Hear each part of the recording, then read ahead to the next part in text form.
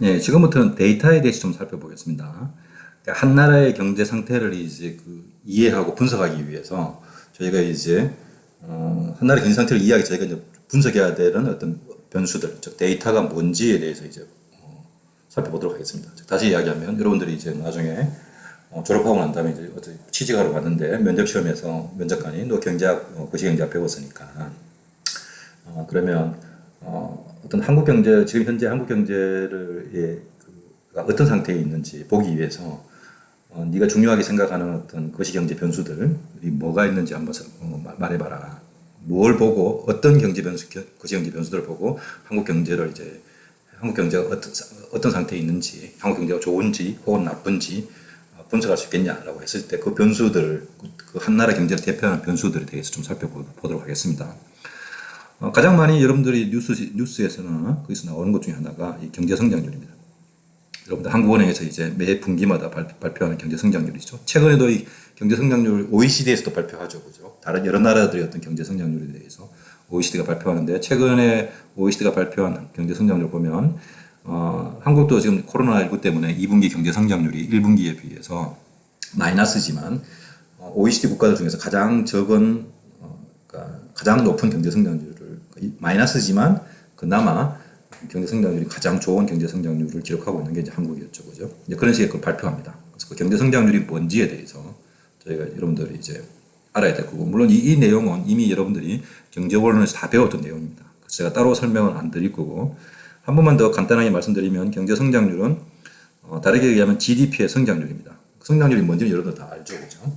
그래서 전기와 이번기의 GDP의 퍼센티지 변화율이 얼마 있는지를 보는 게 전기 대비 이번 기의 경제 성장률이고 전년 대비 올해의 경제 성장률은 또 전년도의 GDP와 올해의 GDP를 비교해서 이제 볼 수 있겠죠. 이게 이제 경제 성장률이고 GDP의 퍼센티지 변화율이고 물가 상승률은 소비자 특히 흔히들 우리가 여러분들 TV에서 나오는 물가 상승률은 소비자 물가 지수의 퍼센티지 변화율입니다. 이것도 여러분들 경제원리 시간에서 다 배웠기 때문에 제가 따로도 설명을 안 드릴 겁니다.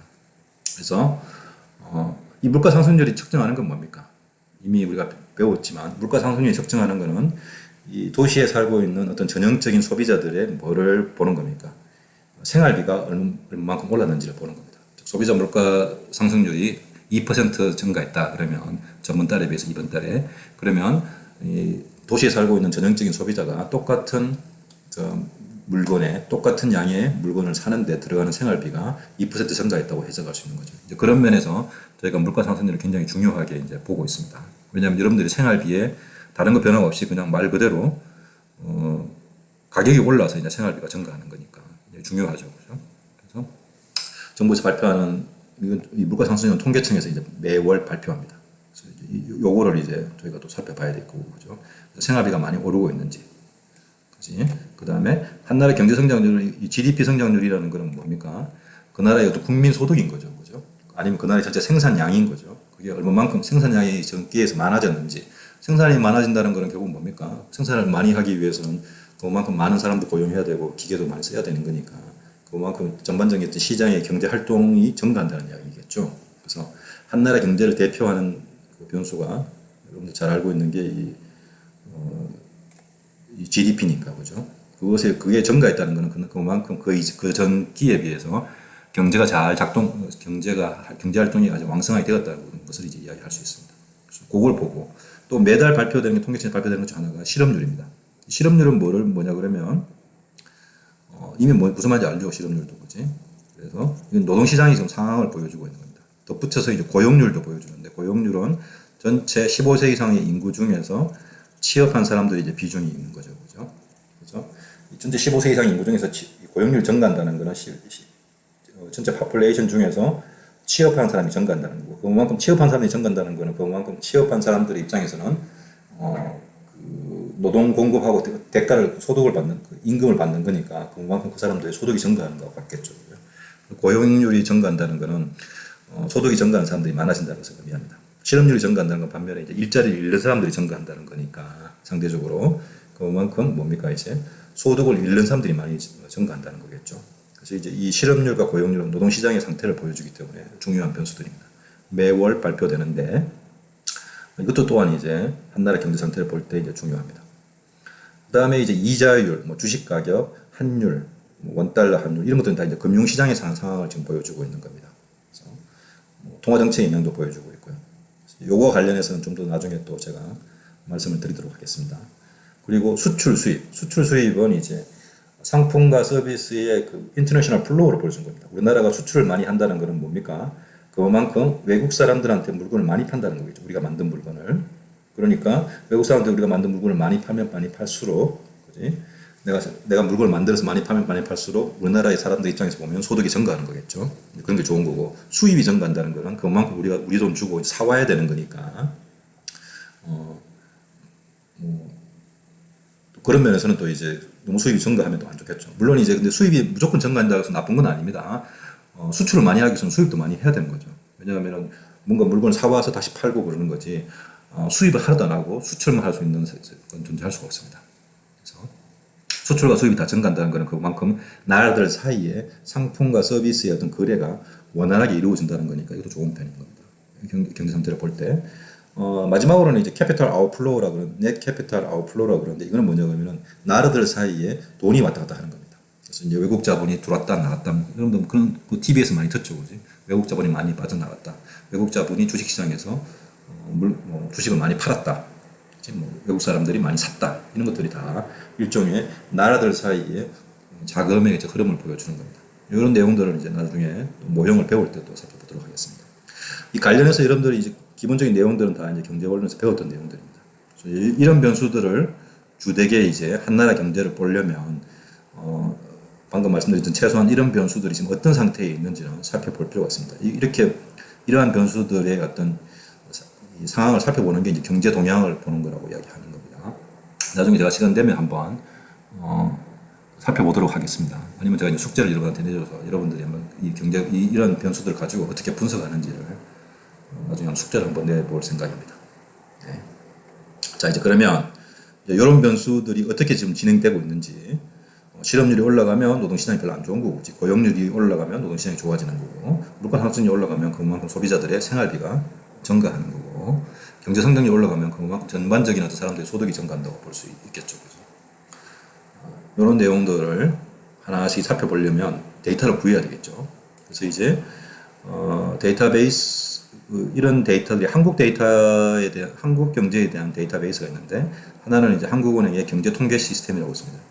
그래서 한국은행의 경제 통계 시스템, 요 웹페이지 가서 보시면 되고, 또한 통계청에 온갖 종류의 어떤 데이터들이 있습니다. 거기에서 이제 관련 자료들을 살펴보시면 되겠습니다.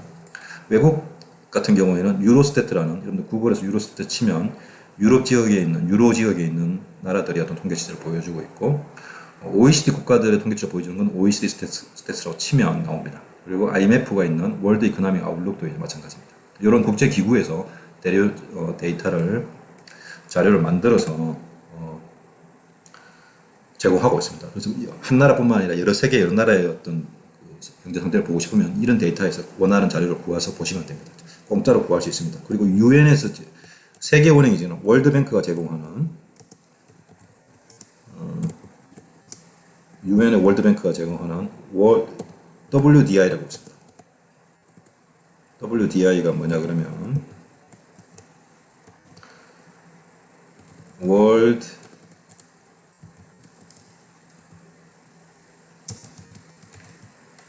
디벨롭먼트 인덱스라고 있습니다. 여기에 관련되어 있는 데이터들이 있습니다. 인덱스가 아니고 WDI 인디케이터라는 데이터베이스가 있는데, 여기도 가보시면 여러 나라들의 어떤 데이터들이 많이 있습니다. 그런 데이터들을 이제 살펴보시기 바랍니다. 자, 그러면 이제 한국 경제에 이제 이 한국 경제를 대표하는 몇 가지 통계치에 대해서 살펴보면, 여기서 보시는 것처럼 하나는 이제 이게 경제 성장률입니다. Real GDP의 연간 성장률을 보여주는 겁니다. 요거는 어디서 구했느냐? 제가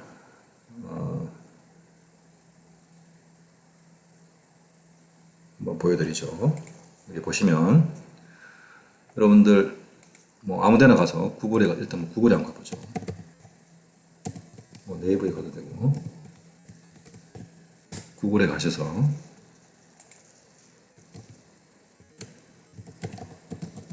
한국은행 여기 보면 치면 이제 경제 통계 시스템이 나옵니다. 여기서 이 경제 통계 시스템에 하시고 여기 가시면 통계 뭐 여기 있는데 통계 검색에서 간편 검색을 누르십시오. 간편 검색을 누르시고 그러면 이제 좀 시간이 걸리는데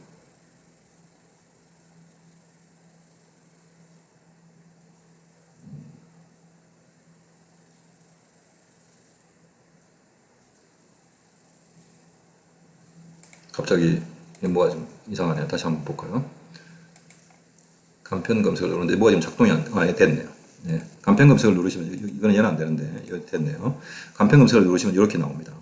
여기 보면 주제별로 1번 뭐 통화 및 유동성 지표, 한국은행 주요 계정 및 기준금리 뭐 이렇게 쭉 나오죠. 이 중에서 GDP와 관련된 거는 이 국민 계정을 보시면 됩니다. 국민 계정을 누르시면 이 GDP에 대해서도 여러 가지 것들이 나오죠. 주요 지표, 경제 활동명, 경제 활동별 지출 항목별 규모, 뭐 생산 뭐 이렇게 쫙 있는데 그 중에서 요 경제 활동별 지출 항목별 규모를 보시고 거기에 보시면 국내 총생산에 대한 지출이 있습니다. 그래서 여기 보시면 이 지출 중에서도 이렇게 나오는데 이 중에서 요 네 번째 거 잠깐만요. 지금 요 네 번째 가시면 원계열 실질 분기빈 연간이 있는데 요걸 누르시면 이렇게 국내 총생산에 대한 내용들이 나옵니다. 이거 여러분들 제가 다시 이 국내 총생산이 뭐로 구성되어 있는지 소비, 투자, 정부 지출, 수출, 수입 다 개선되는지 여러분들 다 이미 설명했기 경제 원론에서 다 말씀드렸기 때문에 제가 생략하고 그냥 넘어가겠습니다. 그래서 그 관련된 것들이 나와 있습니다. 여기 보시면 소비 지출 총 이게 국내 총생산 지출 이게 GDP에 대한 내용입니다. 이게 GDP에 대한 내용입니다. 그리고 여기 이 GDP는 뭐로 이제 나눌 수 있냐 그러면 최종 소비 지출, 소비가 있죠. 그래서 이제 소비는 이제 뭐 민간이 하는 게 이게 이제 가계 소비입니다.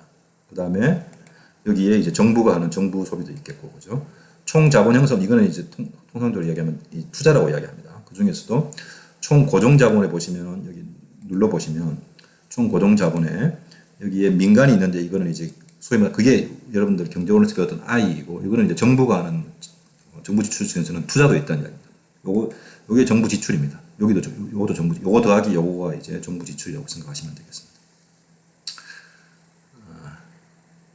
그 다음에 이게 수출이 있죠, 그죠? 재화 서비스의 수출이 있고 재화 서비스의 수입이 있습니다.